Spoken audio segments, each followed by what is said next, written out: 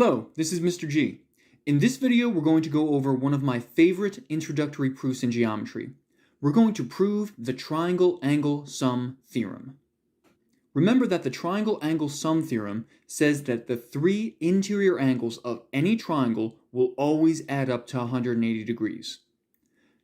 I said this is one of my favorite proofs, and a big reason for that is that we are not given a diagram. We're just given the directions, and it's up to us to create a diagram we can use for the proof. The first thing I'm going to draw in our diagram is a triangle. Since we're trying to prove the Triangle Angle Sum Theorem, having a triangle will probably be helpful. In this triangle, we obviously have three interior angles, and I'll name them angles 1, 2, and 3. It doesn't matter which angle is angle 1, 2, or 3, you can name them in any order you want. Before we go any further, let's make sure we understand what our goal is. We're trying to prove the Triangle Angle Sum Theorem, which means we need to show that these three angles add up to 180 degrees. So we will be done with this proof when we say the measure of angle 1 plus the measure of angle 2 plus the measure of angle 3 equals 180 degrees. That's the goal we're trying to get to. But keep in mind, our three angles can be written in any order. It doesn't have to be 1, then 2, then 3. To do that, there's another thing we need to add to our diagram. This line. This line is special for two reasons. One, it intersects one of the vertices of our triangle, and two, it is parallel to the triangle's opposite side. We also just created two more angles that I'll name angle 4 and angle 5. At this point, our diagram is finished, and we're actually pretty close to being done with our proof. Remember, we're trying to get to the measure of angle 1 plus the measure of angle 2 plus the measure of angle 3 equals 180. So we need to find 180 degrees somewhere in this diagram. Do you see 180 degrees anywhere?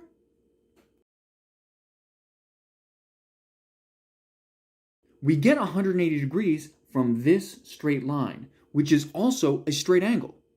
We can draw a semicircle here, which tells us the measure of angle 4 plus the measure of angle 1 plus the measure of angle 5 equals 180 degrees. And our reasoning for that statement is that they make a straight angle. We cannot say supplementary angles or linear pair because those terms only refer to two angles that add up to 180 degrees, and we have three angles. This looks pretty good already. We've got three angles that add up to 180, but we didn't want angles 1, 4, and 5. We wanted angles 1, 2, and 3. But what do we see here with angles 4 and 2?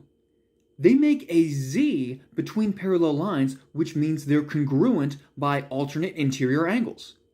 And look, we see the same thing with angles 5 and 3. Since those angles are congruent, we can say the measure of angle 4 equals the measure of angle 2, and the measure of angle 5 equals the measure of angle 3, because of alternate interior angles. At this point, we are one step away, and it's important to understand why. In our first step, we have three angles that add up to 180 degrees. One of them, angle 1, is inside our triangle. That's good. The other two, angles 4 and 5, are outside the triangle. That's less good. But when we look at our second step, we see that angles 4 and 5 are equal to angles 2 and 3, which are inside the triangle. This means we can rewrite our equation from step 1, but substitute angle 2 in place of angle 4, and substitute angle 3 in place of angle 5, giving us the measure of angle 2 plus the measure of angle 1 plus the measure of angle 3 equals 180 because of the substitution property of equality. We just proved what we set out to prove, so we are done. Hopefully this made sense. If you have any questions, put them in the comment section below, and until next time, enjoy the rest of your day.